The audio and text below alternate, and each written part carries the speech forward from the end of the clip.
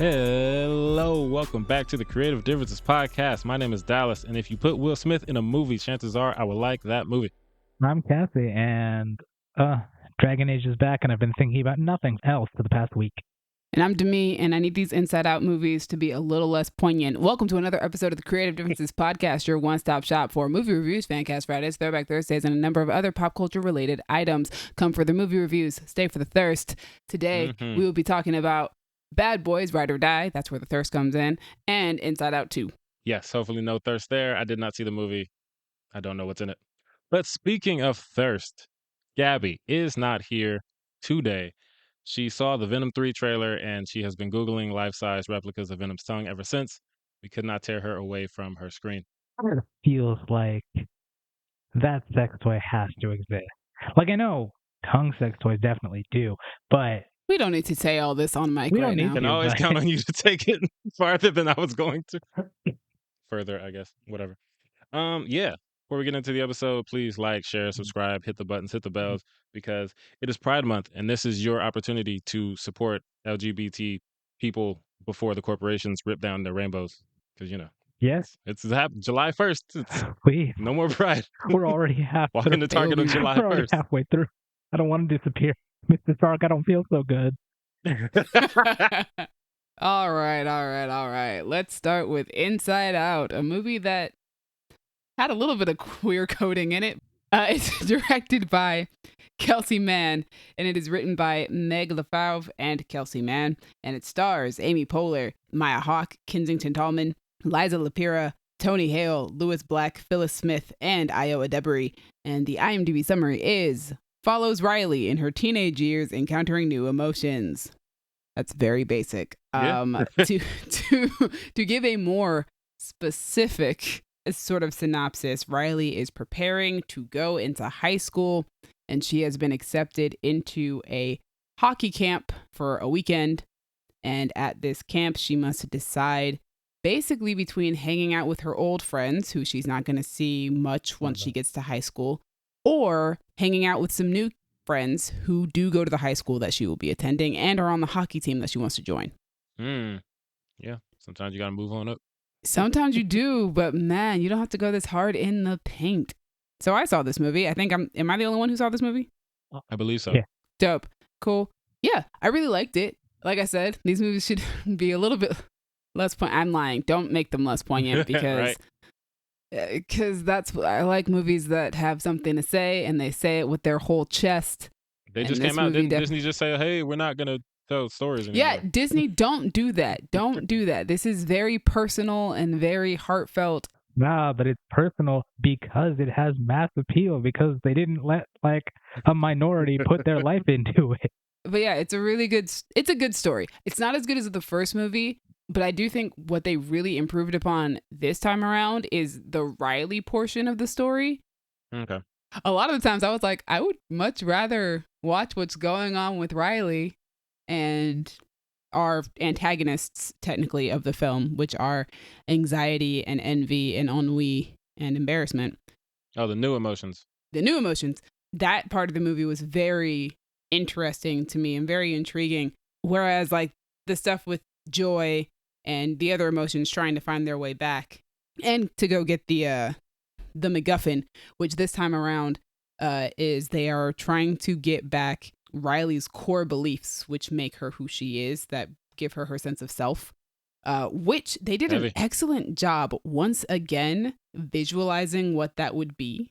Like, we've got our emotions visualized and stuff like that, but to visualize, like, what somebody's core beliefs are and what makes a person in that way, like, really good, really cool. I really liked that visualization and what they came up with for that. It's very interesting. They're so good at that. Like, the journey to go find it, I don't think is as exhilarating as the journey was in the first movie to try and get back to the command center. Right. But it's still good. Like, it's still a good story. It's still a great time. There's still a lot of really imaginative ways of explaining how our feelings work. Like a brainstorm, for example, was really, really well done. I really liked that. Like, there are a number of things I'm like, oh, you guys are so good at this. These are so well imagined. Nice. Maya Hawke's portrayal of anxiety is a little too real. It's a little too spot on. I was like, ooh, no,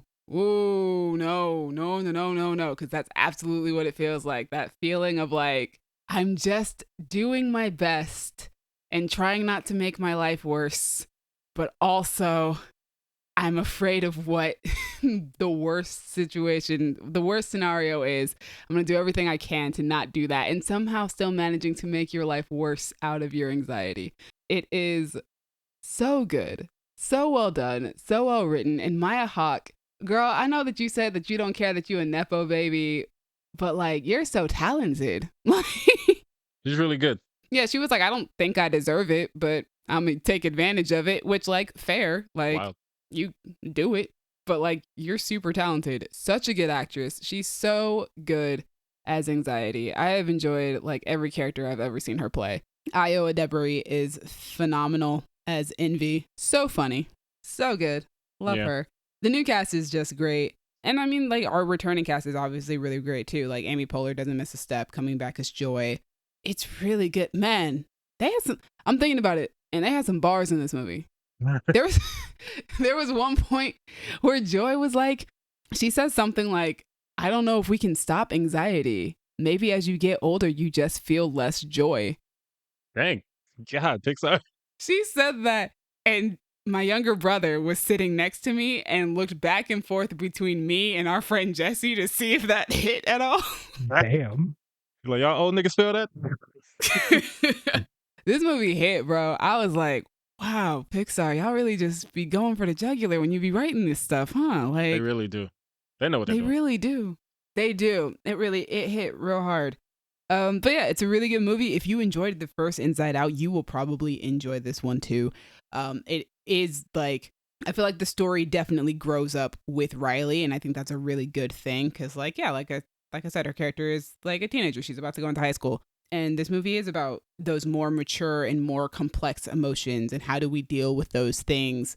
And I think it's a great, like, the first movie was already a great way of teaching, like, kids how to explain their emotions. And I think with stuff like anxiety, which is already a very complicated emotion to express to other people, I feel like this is a great way of, like, demonstrating and verbalizing what that feeling is. And I think it'll also help kids who start to feel anxiety, because yeah, definitely at that age you cannot possibly understand like what that is. You're just like, oh, I'm just, a little bit more nervous or a little bit more of this than usual, but like it's a lot more complex than that. So yeah, I think this movie did a great job with handling that. So yeah, Inside Out 2, really, really good. If you like Pixar, if you like Inside Out, or if you just like good movies, period. If you like animated movies, Inside Out 2 is very, very, very good. And hey, if you like the Inside Out movies, I have a D&D campaign to show you. Oh, snap. Is it about emotions? Yeah. Personified emotions. Interesting. Huh. Look at you, getting your That Pixar on. Sounds like a lot of fun. It is. All right. Bad Boys Ride or Die, Dallas, give it to us. I was trying to, there's no real transition from these two movies. We're not. These are very different so far movies. from one another. Anyway, Bad Boys Ride or Die. It is directed by Adil and Bilal. We know them. They made Black, the movie, not the people. They made Gangsta, and they made Bad Boys for Life. They also made Batgirl. Rest in peace. Yeah, when you said the names, I was like, oh. Yeah, pour one out. Yeah. Pour one out. Whoever got Batgirl on a hard drive, y'all need to just leak that, because I know them action scenes are fire. I'm gonna circle back to that. Written by Chris Bremner and Will Beal. Chris wrote Bad Boys for Life and The Man from Toronto, and Will wrote Gangster Squad and Aquaman. Movie stars Will Smith, Martin Lawrence, Vanessa Hudgens, Alexander Ludwig, Paula Nunez, Eric Dane, and Jacob Scipio. There's a bunch of other people in it, but Ewan Griffin. Yes, I'd never try to say his name. I looked it up years ago and I've never forgotten how to say it. That's good. I'm glad you did, because I'd be like, ooh, Aoan. It's actually far simpler than it looks. Like Ewan? Is it Ewan? Yoan? Okay. And I believe the last name is like Griffin, not Griffard. That's ridiculous. Is it like a Welsh name? It's got to be. Yeah, he's Welsh. Yeah, he's Welsh. Because, like, you have the letters. We have the letters for Griffin. Wow. You don't need to throw that D in there. Listen, I'm being apparently does its own thing. They can do what they want. y'all got it. Shout out to the whales. IMDb summary is kind of just like an ad. It says, this summer, the world's favorite bad boys are back with their iconic mix of edge of your seat action and outrageous comedy, but this time with a twist. Miami's finest are now on the run.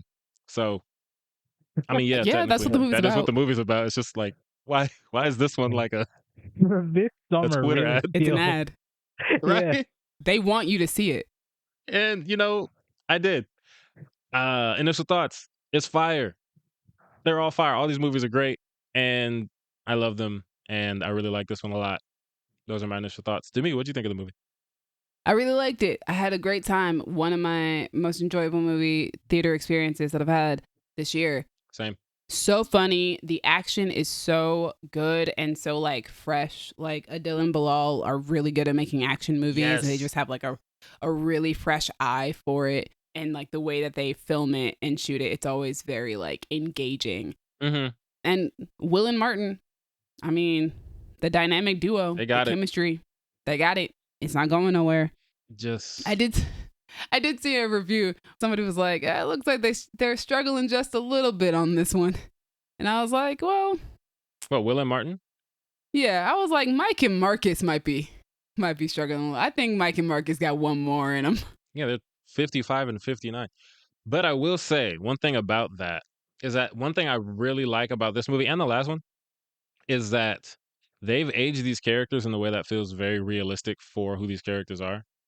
Yeah, they're not Because- trying to make them seem like they're still young, even though they're in their Exactly. 50s. A lot of times you'll watch action movies with insert old white dude here, and it's The just Mummy. like we're just watching this 60-year-old man do all these things like he was doing 20 years ago.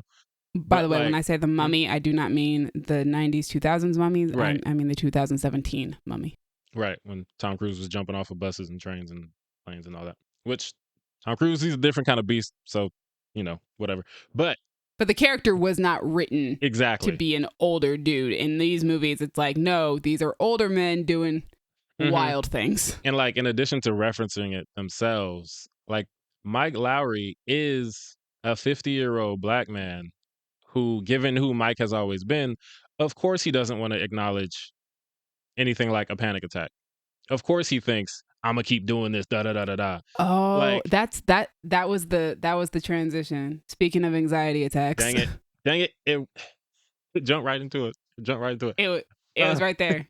I missed Man. it. I'm sorry. But yeah, it's just like that happens, and like most black men his age, he doesn't take care of his mental health and doesn't want to acknowledge it at all. He's like, what? I had no panic attack. I'm Mike Lowry. And then you have Margus like, yo, Mike, let the man do his job. Like there's always that dude who's like, when it's not you, you can see it in your friend that they're not being responsible with their health. And it's just like, we all know that old black man. And of Mhm. course Mike Lowry would be that old black man. But yeah, they're so good. I like Adil and Bilal's Bad Boys movies. They're just so much fun and just so entertaining. Mm-hmm. I had one issue with this movie. What One was it? main issue with this movie, which Oh. me and you had discussed in the car Yeah. when we got back to your apartment. That But random the last woman. movie, yeah.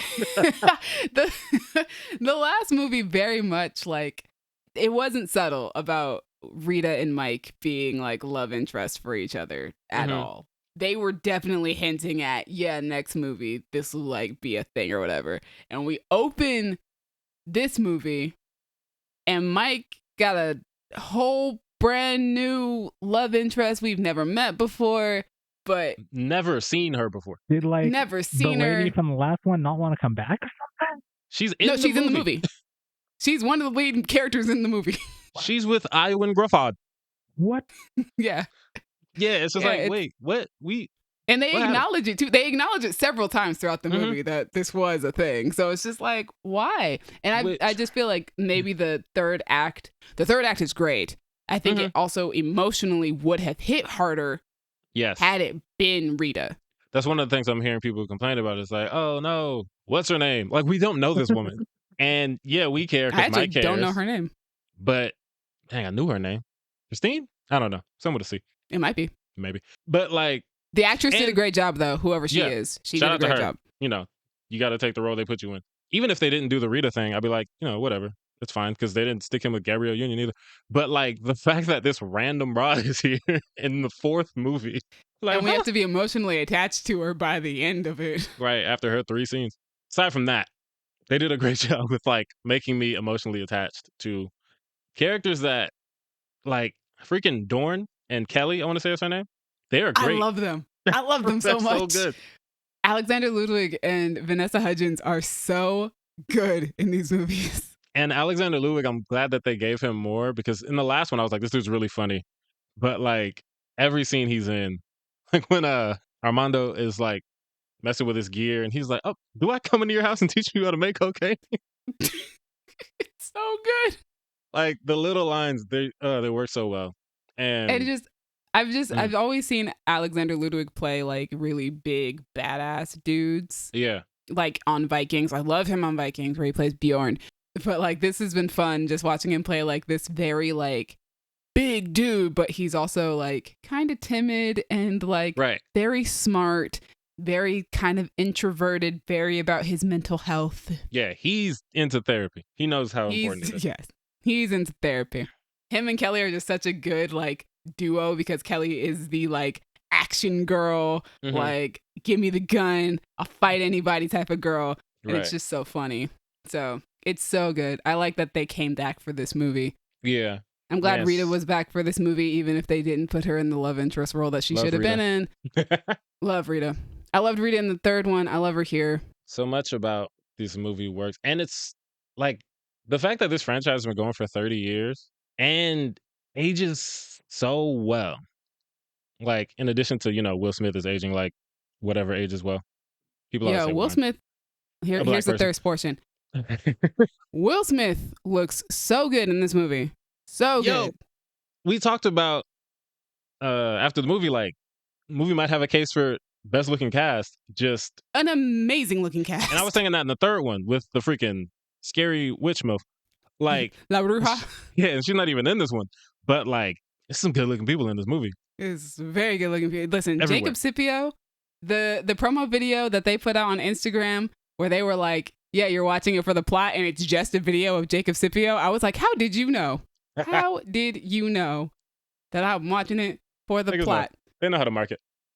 They know. They know I came for the plot. And I was very pleased with the plot. It was a great plot.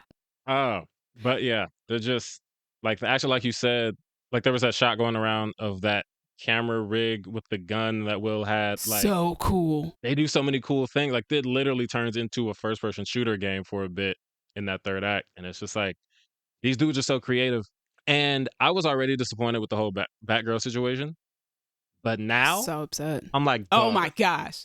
somebody got to run up in Warner Brothers, ski mask with the shiesty and just hit that It's lick on a for us. hard drive somewhere. Somebody got to have it. Because I know they were like, oh, the movie wasn't good enough. I don't believe y'all. I feel like whatever action sequences they put together for Batgirl was probably insane. Would have been so fire. But Insane.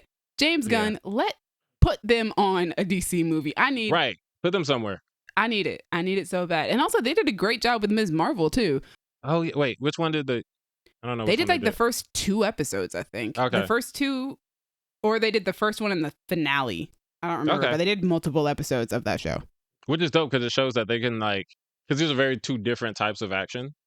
Yeah. Like, a kid superhero versus Mike Lowry who Bad shoots everybody boys. he sees, like blowing people Oh up, my goodness. alligators biting Oh, people. also, I liked what they did with Marcus in this movie. Like, he still felt like Marcus, but I felt like they gave him a different type of storyline than they usually do for once. Because Marcus is usually the ones like, we gotta retire, we gotta stop doing this stuff, Mike, man. you're driving too fast, man. Mike, slow down. Yeah. man. And this time around, it was like, it was still Marcus, but we got to see him be a lot more confident. Yeah. And that was really nice. And that was a lot of fun. A little misguided in the confidence, but it was funny. He had the spirit. You look confused, but he got the spirit. The cameos were also really good in this movie, too. Like, Yo. they were so random. You have to be, like, chronically online to understand a few of them. But, like, That one they dude, were I was good. like, I've seen that guy before. I don't know why, but Because yeah. that's what he does. exactly. That I was is like, oh, his shtick. that's his thing. Okay, cool. As soon as I saw him, I think I cackled. I was like, Yes. you have to be chronically online to understand that moment. Also, the Reggie moment. Reggie, yo, That's so dope. Like, one of the greatest cinematic payoffs in history, and you never would have saw it coming. everybody in the theater was cheering for Reggie in that scene. It was beautiful. It was wonderful, man. Shout out Reggie. Shout out Dennis Green or Dennis McDonald. He gets credited as either one. I don't know what's his real name, but shout out him because that was great. I like what they did with Mike's relationship with his son this time around, with Armando this time around. Mm-hmm.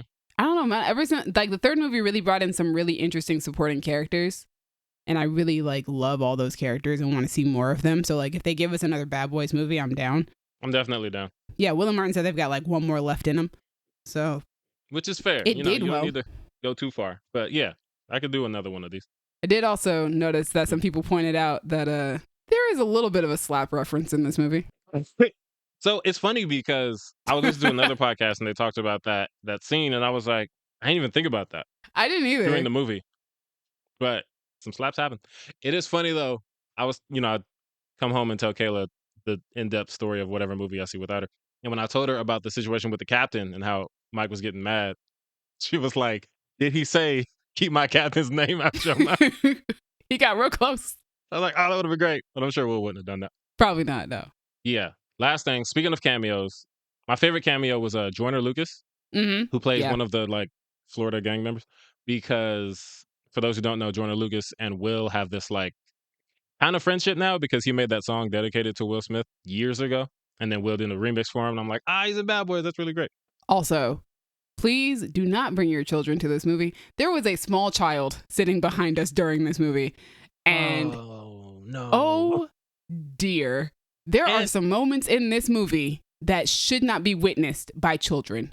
And there's one in particular that's talk about it because so, kids talking in general usually gets on my nerves. But this kid was cute and endearing, and I was like, she shouldn't be back there. But, she was saying some funny things. Like, a joke would happen. She'd be like, that's a good joke. That's adorable. She'll reference the characters by the name. Like, that's John. Yes, cool. In one of the cameos, one of characters, she references cunnilingus over and over again. And then she sticks her tongue out and does that, like, kind of Megan Thee Stallion-esque, Yeah, the Yeah. As you do during cunnilingus, maybe. Sure. I don't know. Teach their own. And this kid just sees someone sticking their tongue out, obviously does not understand the context. So behind us, we just hear, from the kid. And it's like, I love that. no. No. And like, No. me and Jesse were both like, no. As soon as that scene started, I was like, no. And it's just like, you can't explain, hey, don't do that. Because as far as the kid knows, they're just sticking their tongue out. And then you have to tell them why. And it's like, well, that's not a conversation you're ready to have. It was just Because it was a that mess. kid had to have been like 3, 4? Super young. We Super didn't young. see them, but based Yeah. off of like the comments they were making throughout the movie, And the voice. yeah, They were super young. they were small. Y'all got to get some babysitters. Please. Or just go watch Inside Out. All right, y'all. So Bad Boys Ride or Die. It's a really good movie, really great action film. Yes. It's a lot of fun. The franchise is Super undefeated, enjoyable.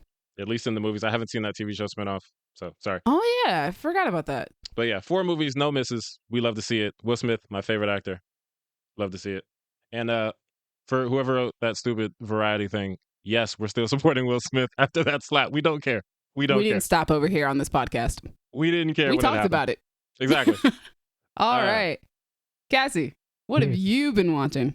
What have you been watching? 10 minutes of. No, yeah, I forgot that I did that and that we do that. Anyway, but I did watch the thing, so we're good.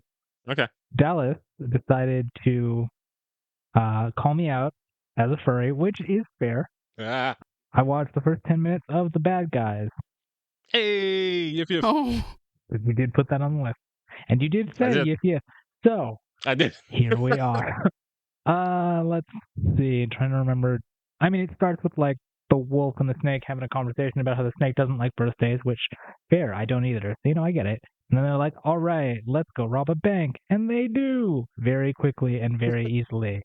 So, the 10 minutes of this, you get introduced to all the characters of the team, and you see that, okay, they do heists, and they're running from the police, and yada, yada.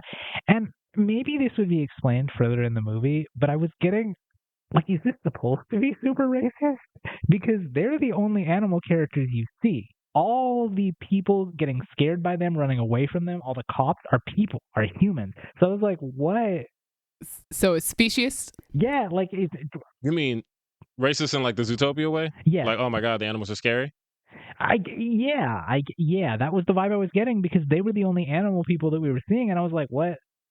I don't remember hearing that this was going to be part of this movie, but hey. It does play into that. Like, they pick these animals specifically because, people are afraid of like wolves, snakes, piranhas, sharks, a spider. Yeah. They're animals that have that reputation of being dangerous. Yeah. If you're a spider, don't get near me. Exactly. Or It's snake, not like for that matter. Zootopia level. It's not critical race theory, but it is like there's a reason they pick these animals. But how was the 10 minutes? I mean, it was solid. Like, it broke the fourth wall, which I hate. So that was unfortunate. But I kind of knew it was going to do that because they did that in the trailer. So, Oh, yeah, he does. I mean, it was fine. I kind of wish that we had actually seen the bank heist because all that we see is they walk in there unarmed as far as I can tell. Everybody runs away and then they just like run out with some money. I was like, what y'all do? Just the two of you. You didn't have that thing on you, so what'd you do? It's Horrified people.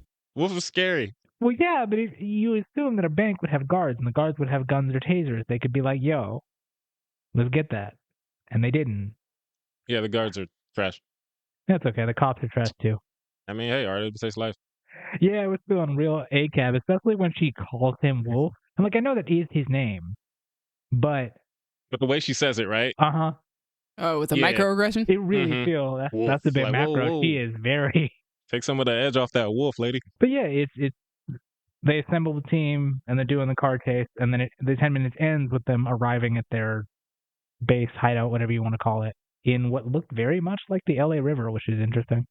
But I guess you have those things elsewhere. But yeah, I mean, it was cool. What's up? The cop who says wolf, that's the like really swole lady, right? Yeah. Yeah. Shout out to Alex Borstein. She plays her. And that's an interesting character design because she is like super buff. Yeah. I was like, oh, that's fun. I mean, did you get to Zazi's character? She's not in the first 10 minutes, huh? No. If she's not one of the main gang, then no. Okay. Because as you are my furry spokesperson, you represent all furries. And I remember the internet got weird. You represent all furries. No, I can be your liaison to the furry community, but I'm not going to represent all of them. That's fair. You're our representative. You're our representative. You represent them. No. But you didn't see her, so I can't ask you the question because I remember people got weird about her. Well, hold on, let me see what I can see here. She's a fox, right? She is a fox. Yeah, she's a vixen. You're going to get weird about her. She's a vixen, and she's voiced by Zazie Beetz. So, she has that Zazie energy. Oh, yeah. I'm sure it would be very, very easy to find porn of her if I were interested in that. In fact, there's a body pillow case on Etsy. All right. No, yeah, I can absolutely see. Yeah.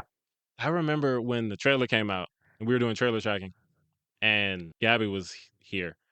Mm-hmm. And I think at one point exactly. At one point we're looking it up and she said something about safe search. And I was like, if that's coming into play at all, we already have an issue, Gaby. But yeah, fun times. So, Dallas, have you been watching anything or do I need to? No. Or are you good? Yes, but nothing I'm going to talk about today. Okay, that's cool. I'm going to take a really quick second because it's Pride Month. It is. Happy Pride Month, everybody. Gang, gang. So, one, I've been watching The Acolyte. Haters, I am watching you. You guys lack taste. Well, the bigoted ones, y'all lack taste. But I will talk about The Acolyte when the show is completely over and I can do a full review. But it is, like I said, it's Pride Month. I have spent the last few days listening to a bunch of albums by queer artists. So I'm going to tell you, or I'm going to recommend the albums that I listened to over the last few days. I listened to Billie Eilish's Hit Me Hard and Soft. Obviously, it's a really good album. Probably my favorite Billie Eilish album, actually. It's really, really good. I like the music production on this one. Chappell Roan, the Rise and Fall of a Midwest Princess. Is very good. Very, very good. I didn't know how, like, I had heard like snippets from live performances, and I was like, I don't know if I'm gonna like this, but no, I listened to the whole album and was like, no, this is actually really, really good. Whole thing bangs. I didn't realize that I had heard, Femininomenon? I had already heard that song from like fan edits, but I didn't know it was her. Think of you whenever I think of Chaperone, only because Renee Rapp said that one of her favorite song at the Loves moment her. in an interview was Naked in Manhattan, which is the song that references Regina George, and that just made me really happy. Actually, yes. When she said we both have crushes on Regina George, I was like, that's so hilarious. Of course, Renee would like love this artist. Mm-hmm. I also heard recently that one of Renee's favorite songs by her is California. Yeah. So Girl has taste. she does so much good taste. The other queer artist that I listened to was Fletcher, and I listened to most of her discography.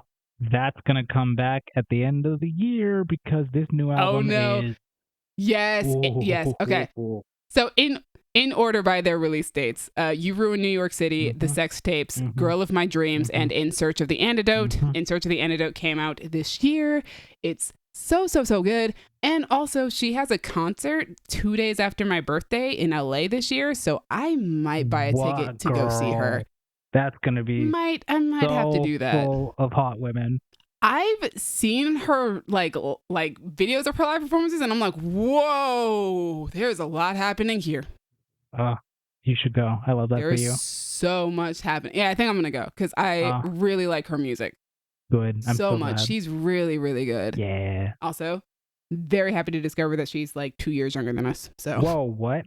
Yeah, it's hard now because pop stars are like 8 years younger than us nowadays, and I'm like, whew. So Fletcher being like 30, I'm like, yes, cool. Thank you. Right. Somebody my age.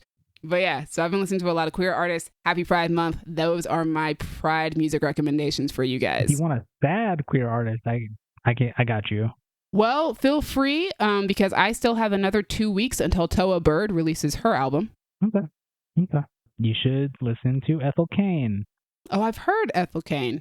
It's been on our Music League playlist before. Yeah, I was not really going to get into her because I thought that it was like sad girl music, and sad girl music isn't usually my thing.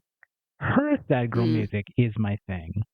Preacher's Daughter is a real good album. Kind of like Renee Rapp's sad girl music is my thing. Mm-hmm. Yeah. All right, but that's it. That's what you've been watching, what you've been doing, what you've been listening to, all that stuff. Let's head into trailer tracking because we have so many trailers. We do. Yep. We do. All right, so first trailer up, Venom, The Last Dance. I can't believe I'm the one who actually said that. Me either. All right, so Cassie, talk to me about Venom, The Last Dance. I watched this trailer way after you did because I was like, I'm waiting until I get to the theater. Fortunately, that was made by Sony. Hard for me because I wanted to send you the text Venom Horse so badly, but I did not want to ruin that for you. I appreciate that because I somehow didn't see anything that was in the trailer until I saw this actually. Wow. I don't know how you missed that. Even I saw the Venom Horse. Yeah, I don't know. Like, Twitter was looking out for me because I missed everything. And Facebook too, apparently. That's how I saw it. Oh, yeah. I only really get on Facebook to share our podcast now. But yeah, man, Juno Temple, Chiwetel Ejiofor, Alana Ubach, I'm excited. I love all those people I just named. I especially love Juno Temple now because I watched Ted Lasso and everything about that show was a delight. Speaking of delight, Venom dancing with Mrs. Chen. Yo. That's just so sweet. And it's something good. I didn't know I needed. And it's just, I'm ready to have a fun, dumb time with my fun, dumb alien. Honestly, like, yeah, it looks like the other two movies. It's going to be ridiculous. I'm going to have a good time. That's all I need. I will say this, as somebody who does not like the first movie and did not watch the second movie, this trailer actually piqued my interest just a little bit. I was like, oh, okay, this looks like this could be fun. Probably not going to watch it. Is it but fun over here. Nah, it's not that. I have never particularly, I didn't like the story on the first one, so. Yeah, I wouldn't recommend it for someone who doesn't like the first one because having seen both the last two, they're pretty consistent in like what they are. Then I was like, why would I do this again? Also, after Madam Web, I'm like, you know what? I'm going back to the rule that I made for myself. So oh no, dog. Apparently, Madam Web is suddenly racking up numbers now that it's on streaming. I can see that because people are probably curious. Yeah, I mean, and you know, you got to leave the house. I can see that. But yeah, that is Venom. That is why Gaby's not here. Speaking of aliens. Speaking of aliens. Alien Romulus. Yo. Oh boy. I'm not going to see it in Ooh, theaters because it'll be boy. too much, but I'm going to see it. I've seen I every agree. other Alien movie at this point. Same. Okay, so I haven't seen all the Alien movies. I've seen Alien, Aliens, both of which I remember thinking are fantastic movies when I saw them.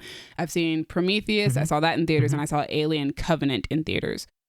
Those two feel more like sci-fi movies than whatever the heck this trailer is, because this is terrifying. Yeah, I mean, It's this funny. feels a lot more like the first one, which makes sense. Yeah. It does. It's funny. I wrote down my note for this is Fede Alvarez said, y'all forgot this was a horror franchise. I'm going to remind you guys because he's going hard. This is not a sci-fi adventure. This is, we're scaring you in space. And people are dying. No one can hear you scream, which that sequence in the trailer, so good. It's great. Please give the people who made this trailer a raise, an award. They did such a good job. You got to do it for the thumping sounds, because those started and I was like, that doesn't sound like a regular like movie trailer. We're just having a sound. Like that sounds kind of weird. And then once you realize what it is, it's like, yup, absolutely. 10 out of 10. This is such a good trailer. There are like there are trailers that you watch and you're like, oh, I'm interested in seeing that movie. There are some trailers you watch when you're like, oh, this is art. Somebody put their foot in this. And like, I'm always happy about that because people don't really talk about good trailers anymore. We either talk about, I don't watch trailers, or this trailer gave up too much, or about list the whole movie, blah, blah, blah. But like, sometimes you get a trailer that's like, oh, y'all really went to work making this trailer and y'all did a really good job. And that's this. And it looks like a good movie. This looks like a genuinely good horror movie. And I want to watch it. I can't do it in theaters though, because just watching Prometheus and Covenant, like I was tense and anxious the entire time I watched those movies. This movie will probably make me sick. The second this trailer started, I was like, yup, I'm 100% going to watch this at home. I remember watching the first two movies with a friend and her family. They were introducing them to me, and we were having pizza for dinner, and they offered me a piece of pizza, and I was like, I can't. I'm too tense watching this movie to even eat. That would be me in this theater. Oh, yeah. And I will be shoveling popcorn into my mouth with some Skittles on the side. You and Jesse have a great time. It's funny because I saw the first Alien in the theater at ArcLight, because ArcLight presents, rest in peace, ArcLight. Nice. And that's actually how I saw that one. Peace. So it's just like, rest. And that's like how I saw that one. So it's cool that I could see. Also, Cassie, I know you're a horror girly now. Have you seen any of Fede Alvarez's movies? I don't think you could name them. He made Don't Breathe and no. one of the Evil Deads. No, I haven't seen them. It's so tense. Like, ooh, see, that's the thing though. Don't Breathe is the like worst a for me. attack. I don't mind. You bring out a monster and it's eating people. Like while it's on screen eating people, whatever, that's fine. But it's the tenseness, the oh god, it's there somewhere. And that's what this movie looks like entirely, and apparently that's what he does. So, ooh. And that's so much more effective for me. The tension. Also, watching the face hugger assault that man's face. Disgusting. I mean, it's supposed to be like that's effective. I know, but it's the first time we've ever like seen it to like I feel like to such a graphic degree. Like watching. I don't remember if you see it that graphically in any of the other movies. I don't think you do. I don't think we had the effects or the technology to do that yet. And just like seeing that, it's disgusting. Yeah, don't care for that. It is viscerally just disgusting. Yeah, there are some trailers that are like, that's a good trailer. And also that looks like it's probably a really good movie. And that's what this trailer is. Yes. All right. Speaking of graphic. Violence. Graphic. The Killer's Game. Killer's Game. This is like so much fun. I cannot wait. The people in it, the fact that they expect us to believe that Sofia Boutella doesn't kill people in this movie. Okay, that's it for me. We were sitting in the theater watching the trailer, and I leaned over to you and I was like, dude, is Sofia Boutella just playing a love interest in that movie? Because this doesn't make sense. Like, I don't believe it. Yeah, I don't believe it. I refuse to believe it until I'm sitting in the theater and I've watched the entire 2 hours. And even then I'll be like, there's an after credit scene, right? She's going to beat somebody up. Because... like I told you and Jesse, like the line she has, like, you kill people? I'm like, do you not kill people, Sofia Boutella? You don't? That's what you do in all your movies. That was my thing. I was like, you hired Sofia Boutella, the woman who like just does action. Like even when she's just a supporting character, like she's Well, here to do maybe some she doesn't want to action. be typecast. If she can be on the other side. It's too late She for has that. one of the coolest typecasts ever. Honestly, yeah, it's like your typecast is being a badass. Yeah, it looks like a fun action movie. I watching it this time around to refresh my memory before recording. It occurred to me that it's Drax and Mantis doing this, which Yeah, is so I do funny like to that. me. Dave Bautista and Palm Clementif. I love Palm Clementif now. She's so good. She's really good. I love seeing her outside of Mantis. I love her as Mantis, and I love seeing her outside of Mantis because she just seems like she has a lot of fun with the roles that she gets. But yeah, it looks like it's fun. I don't know. I think I'm getting a little a little tired of the heavily graphic action movies, though. That's fair. I might have to get a little selective about those because it's getting a lot. It does look like it'll be a lot. Yeah, there are a couple of shots in here. Like I think Boy Kills the World, is that what it's called? I think that movie looks great, but also all the blood and graphic violence. Yeah. It's it's a lot. I think it's starting to get to me. Yeah. I'm at a point where I don't enjoy that in my movies, but depending on how much I like the movie or the show. Yeah, then you'll get over it. Yeah, I deal with it because like we're both watching The Boys right now. And if there's a graphically violent show, it's that one. So it's like you say that, and now I'm like, dang it! Now I feel like I could probably just handle the Killer's Game. I could do honestly, it. yeah. Like, You're watching The Boys. The Boys. I literally just watched 2 episodes before we recorded. Like, and I'm gonna watch another one after we finish. Exactly.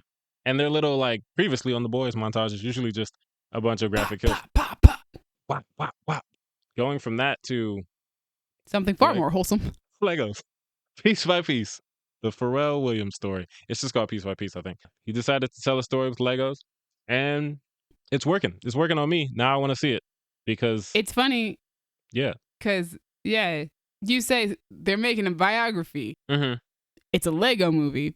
And I'd be like, what? It's from Pharrell. I'm like, oh, okay, that makes sense. Sure, I can see it. I can see it. Yeah. It looks good. It does. I like Pharrell. I like his music a lot. I know he got some heat. So I'm looking forward to hearing all the songs in the theater. It's also like a really fun way, I guess, of doing a biopic because like there are moments where you can just like the expressionism of animation, like of being able to do anything you want. And because Pharrell is such an artist, you can really just play around with whatever message or whatever story you're telling through the animation. And that's pretty cool. Yeah, because we've seen 1,000 biopics. And just like, regardless of who you're telling the story about, if you're just telling it in a straightforward way, there's only so many ways you can really get creative with it. But we see scenes in this, like when the dude tells him, like, no, you're not going to make your own music. Like when he's dancing with the baby in the bathroom, like spinning around like only a Lego can. It's like, that's great. The scene where like I think it's a record label just suddenly kind of appears. It kind of just, I don't know how to explain it. It just kind of falls into place because they're Legos, so you can do that. Exactly. It's a very interesting way to do it. They made Lego Crips to hang out with Snoop Dogg, and that's something I want to see because I never thought I'd see Lego Crips. What a thing to do. It'll be interesting. Also, I love that Kendrick Lamar is in this because of his line in Euphoria about inheriting Pharrell's beef with Drake. Oh, no. Full circle. I love it. Speaking of animation, what I believe is currently the best animated show on television, Arcane Season 2. We have a trailer. I'm so excited. It's only been like, 3 years since Season 1? It's been 3 years. It take time. Yeah. It's been like 3 years. And that was I think that was one of my top 10 favorite shows. The final season of Arcane. Of Arcane, but they will make more shows. Yeah. So when you posted that tweet, that was like the final season of Arcane. I was like, the final you can't season. Call it final. We waited 3 years. You have 2. Right. It's a miniseries at this point. Like, I was like, what do you mean final? We just got started. If what they're trying to do is tell stories of like this is the origin of the League of Legends champions, okay, you do that in 2 seasons. They could do over 100 more of these shows if they wanted to. Well, yeah, there's too many goddamn champions in that game. They said that this was Vi and Jinx's story, and so it's ending with this season.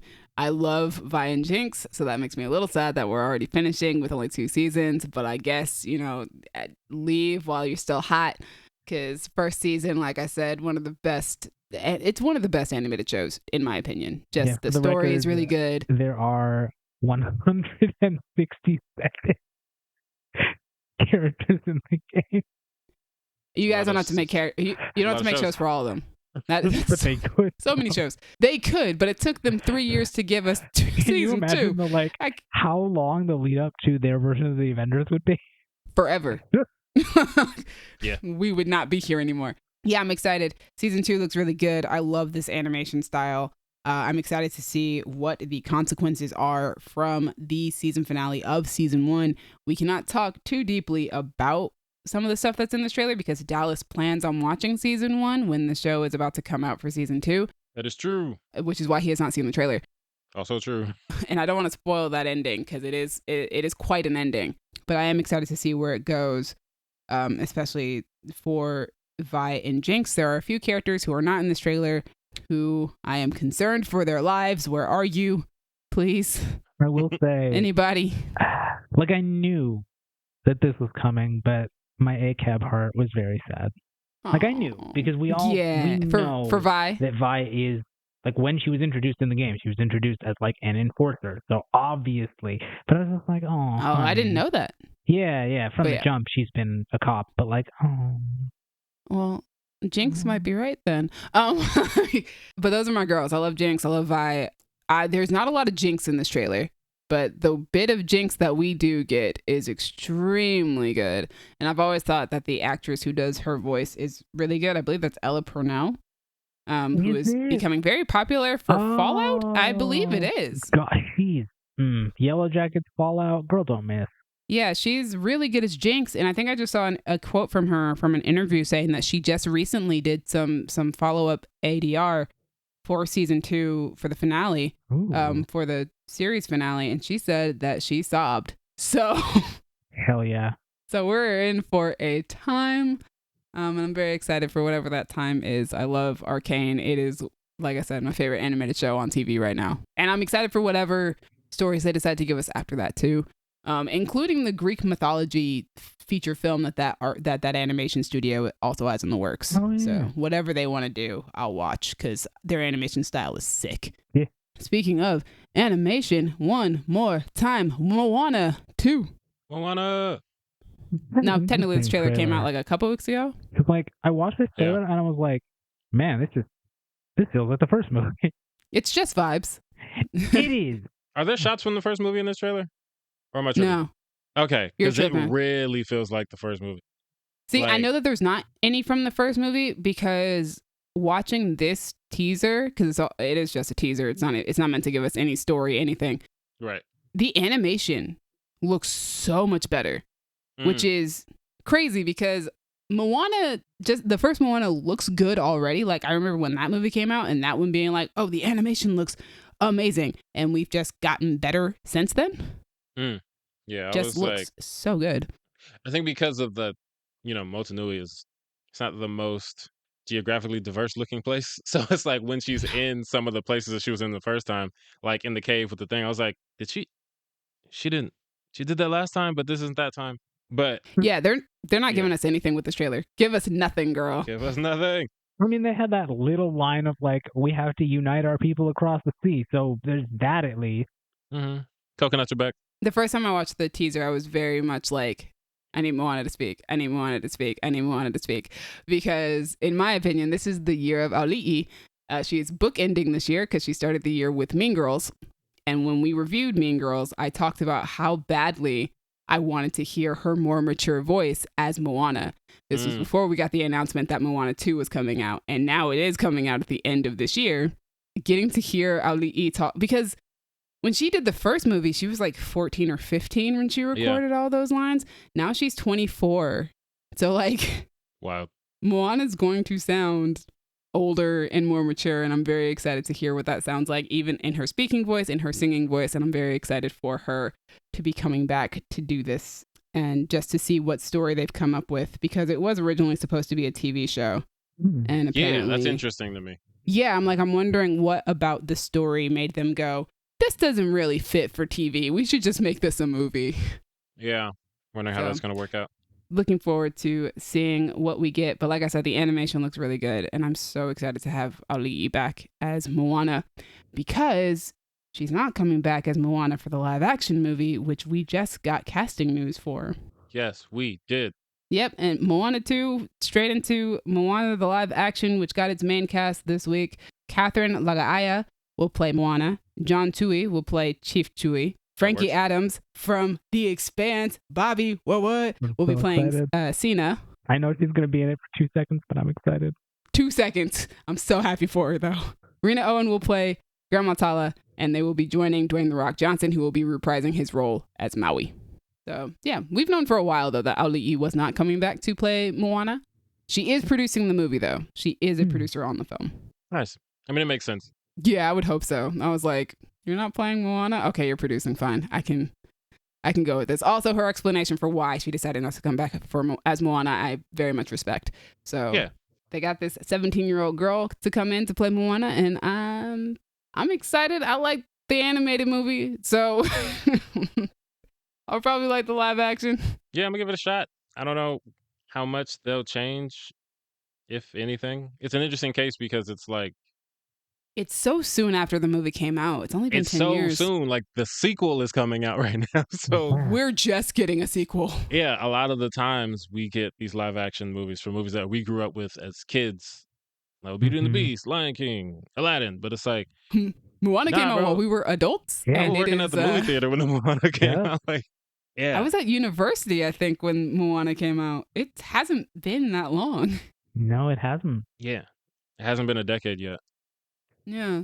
but hey, That's crazy. Yeah, it Hey. has been such a short amount of time. That's why I was like, you guys are just gonna get Auli'i to do the role again, right? Like I mean, I know I said like she's 24 now, but she's also still playing high schoolers. As I just said, she was in Mean Girls this year playing a 16-year-old. So like, oh yeah, it's true. wouldn't have been too much different. She's too light skinned. Well, that is how she feels. So, Yes. and I respect her for having that opinion and for trying to be far more aware of colorism and stuff like that on screen. And also, I think she really just wants more representation for her culture outside of just herself. Yeah, which is good. I like that. And like the very few people that, we know who are Polynesian. Yeah, because outside of Dwayne Johnson, I don't know any of the people listed here. So I'm glad that they're going to get to be in like a major Disney movie. What's funny is, so I thought I only knew of one person on this list, which was Frankie Adams. Me and Cassie are both fans of hers because of The Expanse. She plays a character named Bobby, and she's amazing on that show. Love her. One of my favorite characters on that show. Was so excited to see her name on the cast list. And then today I was looking at pictures of John Tui to do graphics for our YouTube version of this episode. He was on one of my favorite seasons of Power Rangers, which is so funny to me. So that's great. Makes sense, though, because Power Rangers for a very long time was shooting in New Zealand. So they had a lot of New Zealand actors on that show. I think recently they did a survey or a poll or something and discovered that like it's some crazy, ridiculous number like of Asian roles or if it was, I can't remember if Pacific Islander roles are played by The Rock. Just him. That's ridiculous.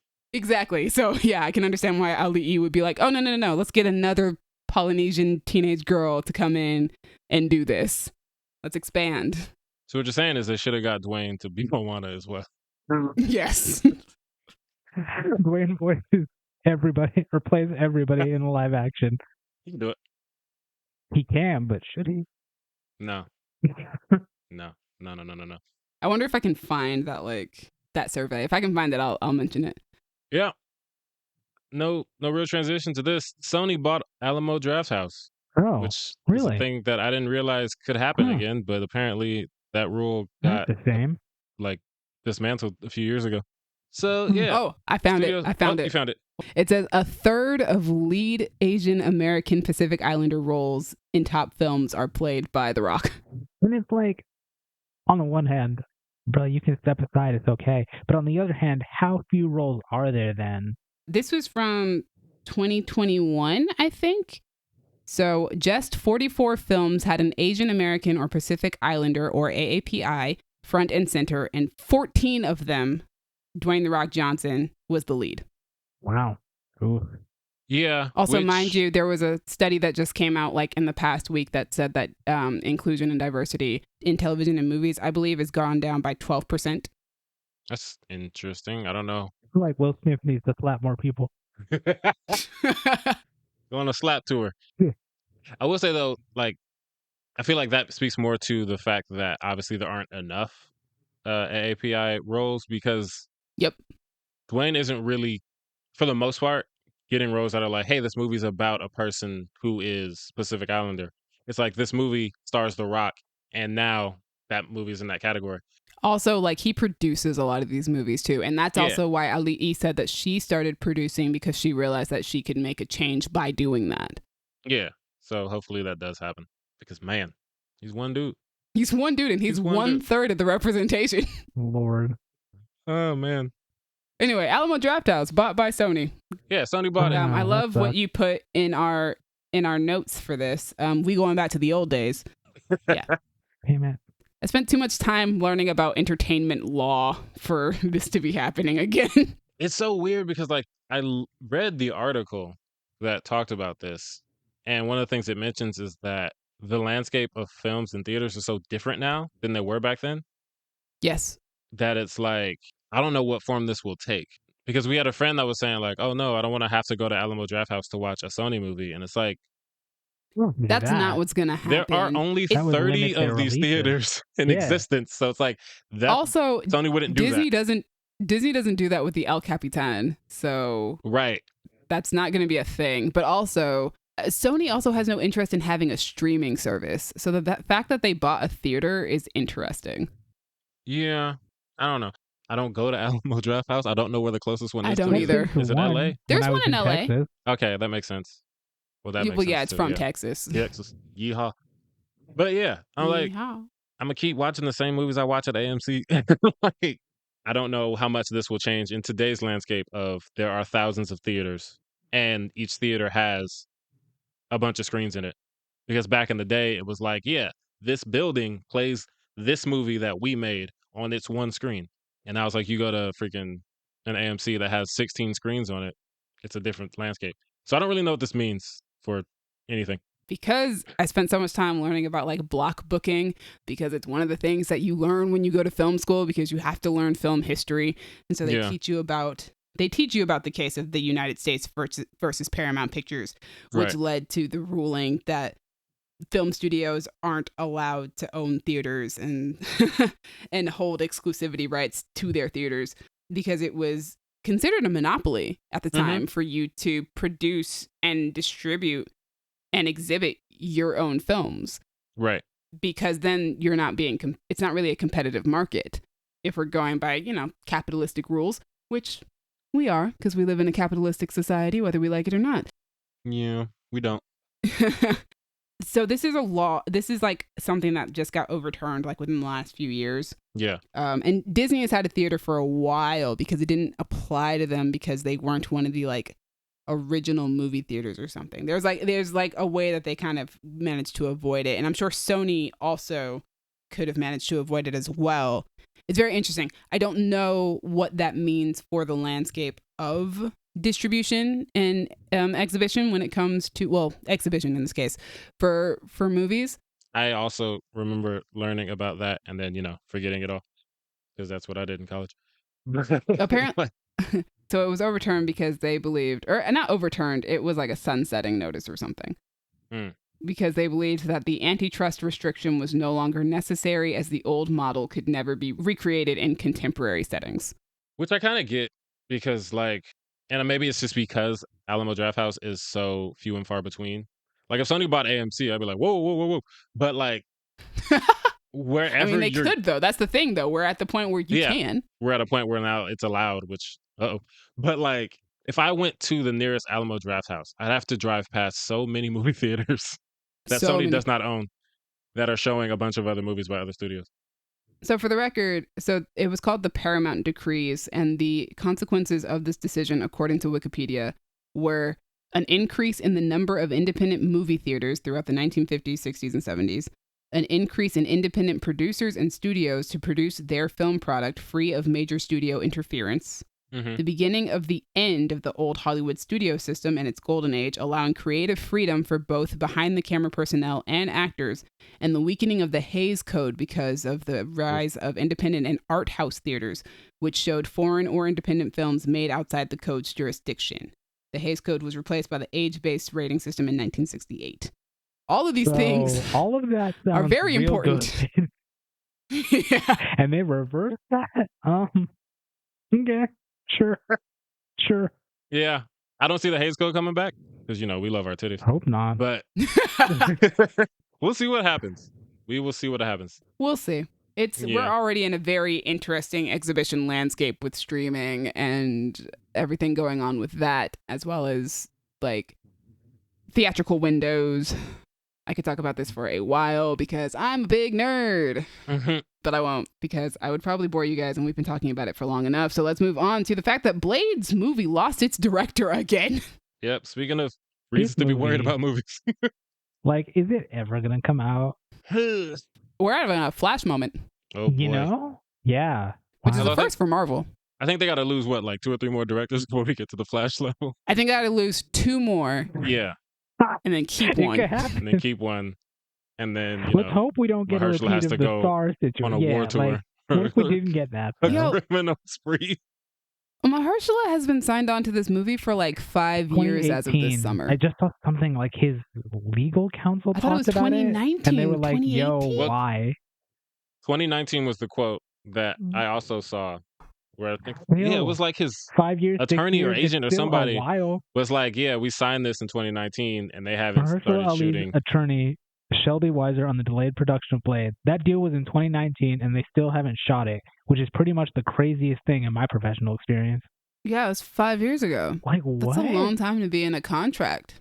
Because do a movie. also, does that? I mean, I assume it hasn't kept him from doing stuff because they haven't been making the movie, but like, it's weird to have him legally bound. Mind you, how many Marvel movies did we have in a 5-year span? By the time we hit 10 years, we had like 30 something. Right? So- Like, what is it about this one that it's just not coming together? I don't know. Maybe it's just the Don't pressure know. of trying to live up to the original Blade movies because they are so iconic. Yeah, but I They feel like did they're not. kind of help create the superhero genre. I mean, they did, but as movies, I feel like they're not like, oh, this is the best superhero movie ever. No, not the best superhero movie ever, but if you hear people talk about Blade, like, and Wesley Snipes in that movie, it has a lot to live up to like, on a nostalgic level. It's like Star Wars fans. You got to live up to Star Wars. You're not going to be able to, but you got to try, apparently. It sounds like a slightly different Yeah. situation only because Star Wars is Star Wars. So, And I feel like you can find plenty of people who haven't seen Blade, but I just like, did Oh, yeah, I someone haven't seen cast Blade. a curse on it? What happened? On this particular version Yeah, of the like, movie. what happened? Wesley Snipes I put a don't know. curse on it. I don't know what's I happening. don't know. I think a lot of it has to do with Marvel kind of like reworking its system, I guess, because like they were having that issue during the Chapek era where they had put out so much media that now they're like, we're pulling back on how much media we do and like doing more of a quality control now because we're not being forced to put out so much. So I would assume that maybe that's part of it. Possible. But who knows? I don't work for them. We don't know at this point. For the record, I would love to though, Marvel, please. I'm a huge fan. I love these movies. Same. Hired to Use me. somebody Love to these write Let her movies. direct Blade. Maybe then it'll actually get made. Yeah. And then I also will not care about the having to live up to those standards because I ain't never seen the first one. So, Ooh, people will Win-win. hate that though. But what do I care? oh yeah, it would there would be so much controversy. And you're a never black seen the woman, so they'll original be Blade? ready to attack you already. You'll be like, oh, I haven't seen those movies yet. And they'll be like, she said she hates Blade. She don't like the character. She hates it. Why you bring somebody who hates black men. vampires? She hates black men and Blade and vampires and She Marvel. hates people who Kill get her. in trouble for tax evasion. Lock her up. Dallas, I was so waiting for you to give us the Donald Glover reference. Killer. She's a black killer. Oh my goodness. It's so true though. Fanboys be like that. I've been spending the last couple of weeks watching the quote unquote fanboys for Star Wars just lose their minds. It feels like Yeah. Well, no.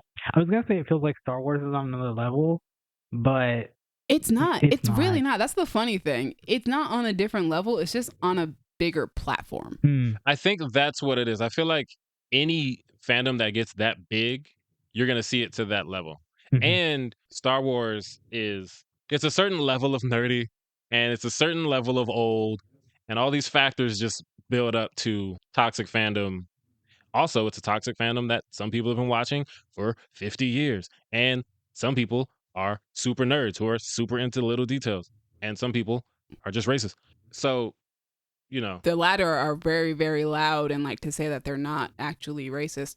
It's very interesting because the quote unquote fanboys from Marvel and the quote unquote fanboys of Star Wars and the quote unquote fanboys of every fandom, that Venn diagram is a circle.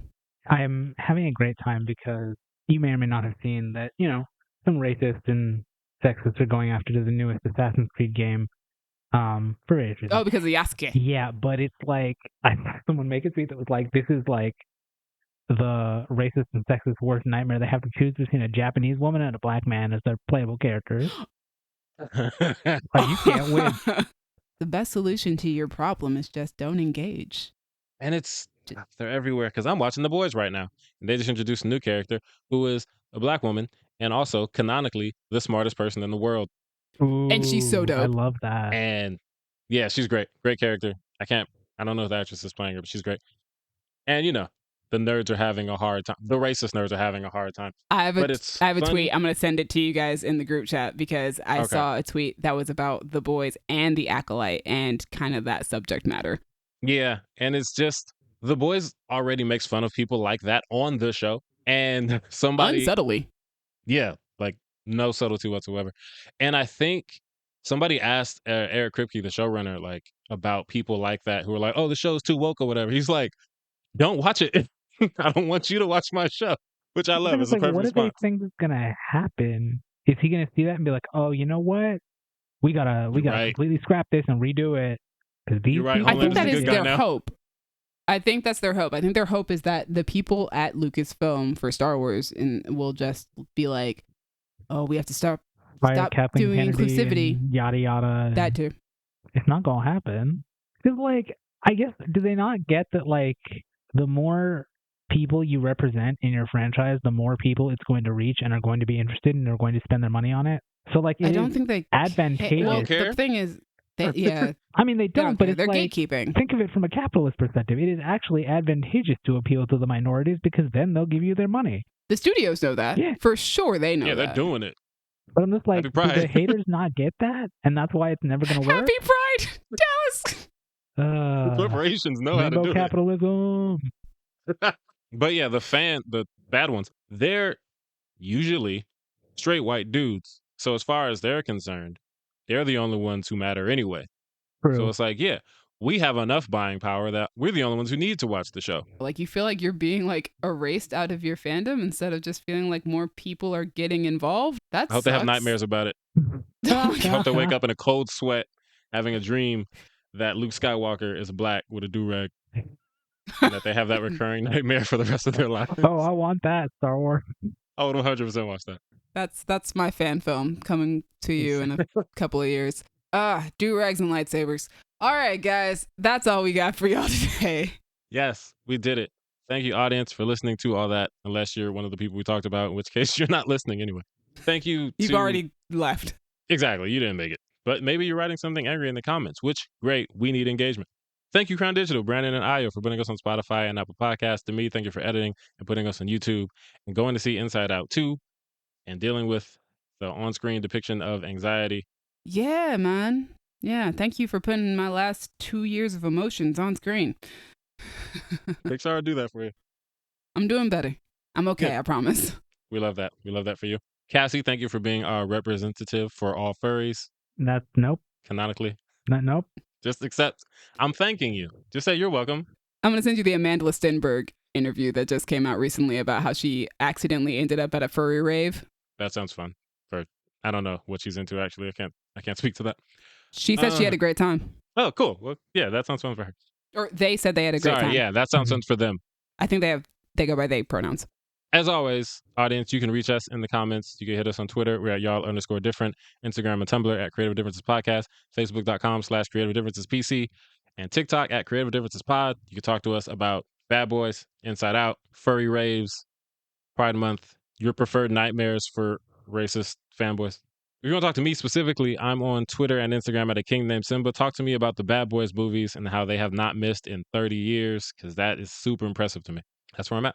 Please come talk to me about Veilguard, because it's kind of all I can think about. But I will say, please don't talk to me about the names, because if I have to read Delanine one more time, I don't even know how to say it, I will die. You can find me on Twitter and Instagram at Sassy Soothsayer. Hey guys, if you want to talk to me about the Acolyte, because I'm back in my Star Wars era and it's going hard in the paint right now, you guys can find me on Twitter at Demi_Joie. Joie spelled Joie. If you are one of those quote unquote fanboys, please do not engage, because one of you guys tried to on one of my posts and I told you to leave. Don't do it. Do not try me. I don't want to put that negativity out into the world.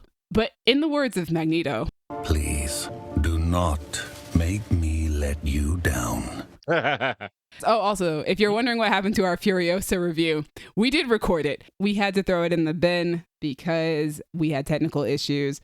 But for the record, it's a great movie. And if you haven't seen it yet, please go watch it. Yeah, man, them technical problems be problem in. Also, Gaby, if you want to find Gaby, you can send her pictures of Venom on Twitter at What That Tongue Do. All one word, no underscores. Well done. She will thank you for them. She can stop Googling them if you send them to her. Anyway, it's been different. Bye.